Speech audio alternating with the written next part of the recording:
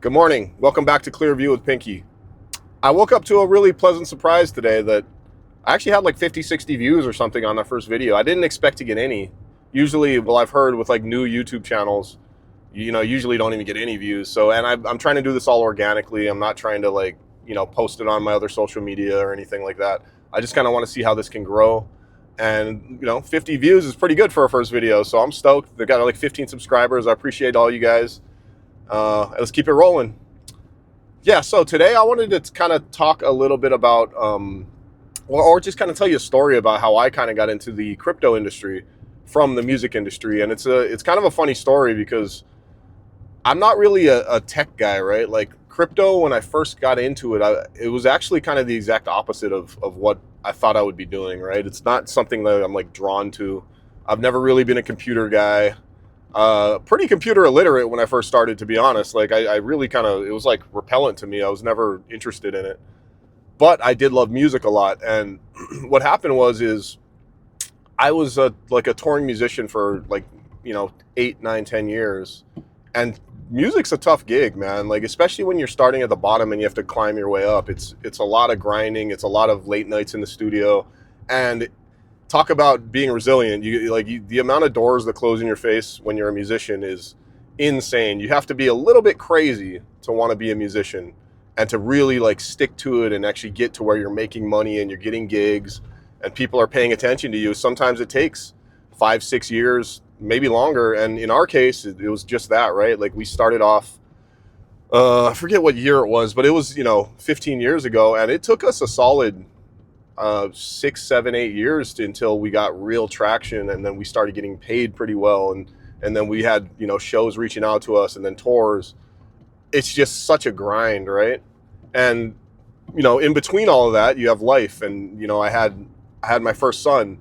When I had my first son, I think it was around 2000, and I think it was Warped Tour 2014 is when we got put on the Warped Tour. I could be. I gotta look. I don't remember the exact year, but we got put on Warped Tour, and it's a really long tour. It's like the most grueling tour in the world. They say it's like 50 something. It's like 50 stops in like 60 days. You play like 45 shows. It's just like the most grueling thing. You're on a tour bus with guys, and my son was only about 2 at the time, and that summer I missed 3 months of his life, and I was like, this is the worst thing ever to me, right? Because I'm a very hands-on dad. So I just decided at the end of Warped Tour, and that's kind of right where a lot of groups and bands really blow up is after Warped Tour. That's kind of like a big moment where you tour across the entire country, and then usually a lot of people will just go on to much bigger things in the music industry. But I kind of came to a crossroads, and I was like, I don't really want to do this anymore, because I started seeing that I'm missing time with my kids, right? And that's way more valuable to me than any like trying to get famous or money or anything like that.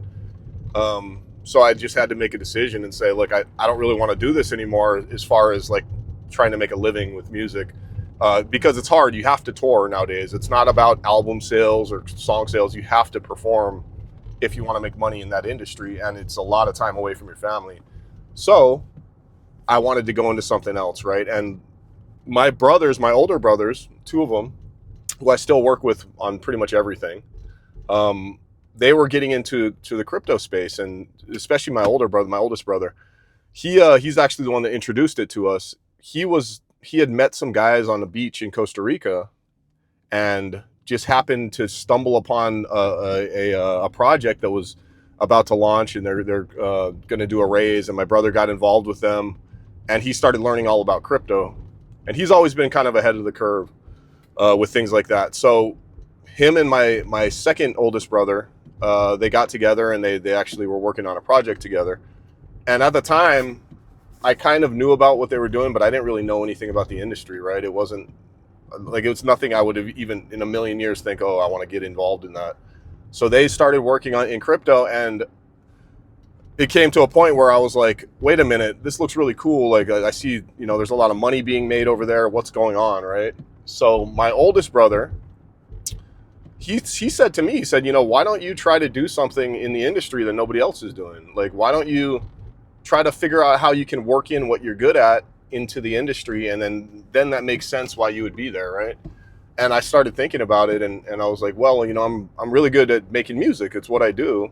So I decided, well, why don't we just try to make some music in the crypto space? Because there's nothing like that, right? There's not really there's no like entertainment in the industry. And this is way back in the day. This is when Bitcoin was so fringe. This is when Bitcoin was like, you know, a couple $100, if that, for a Bitcoin. Like, I think Ethereum had just come out, and it was like $10 or something.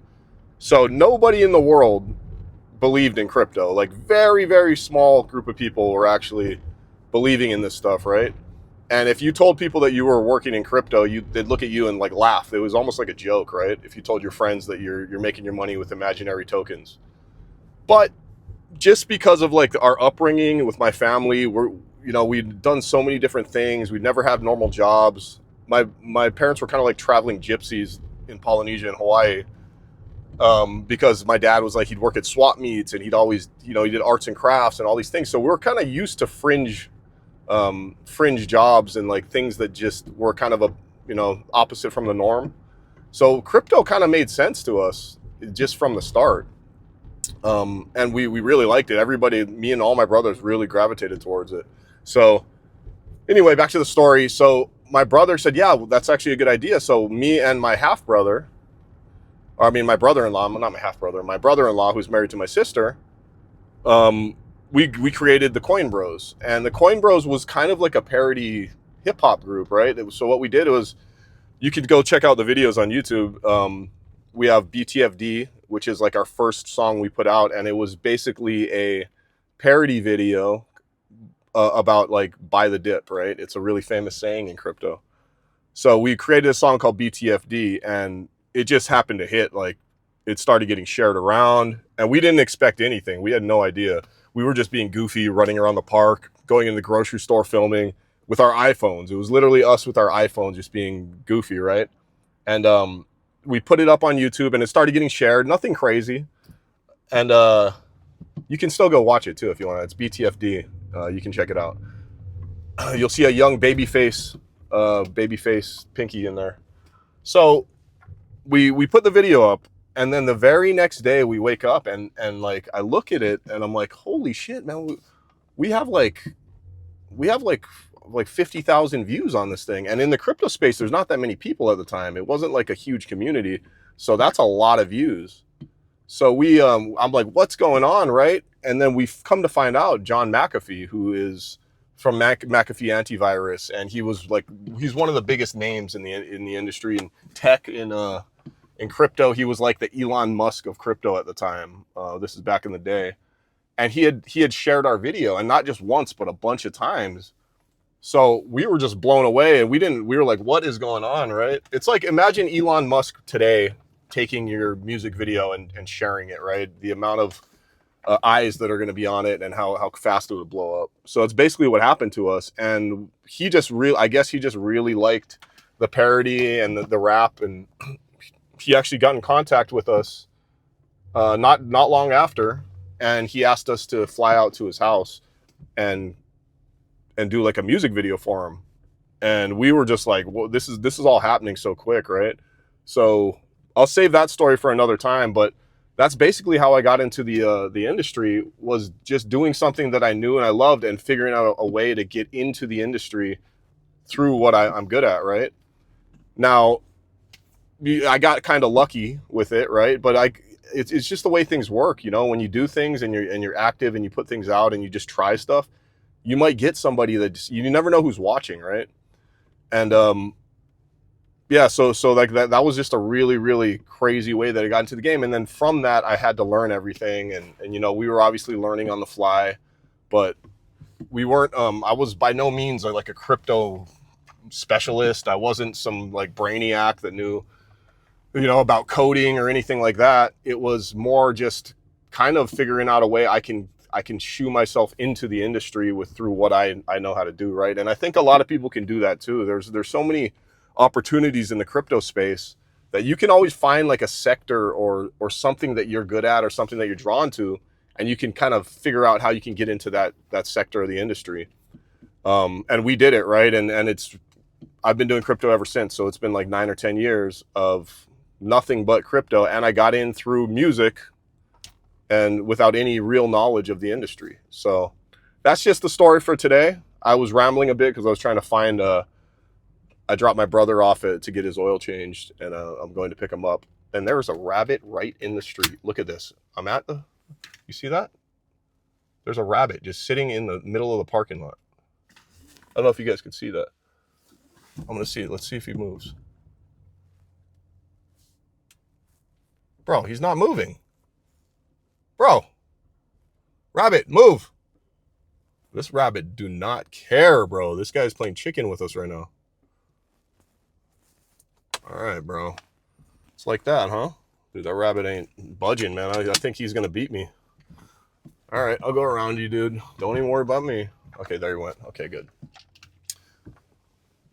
Oh, this guy's kind of a bully.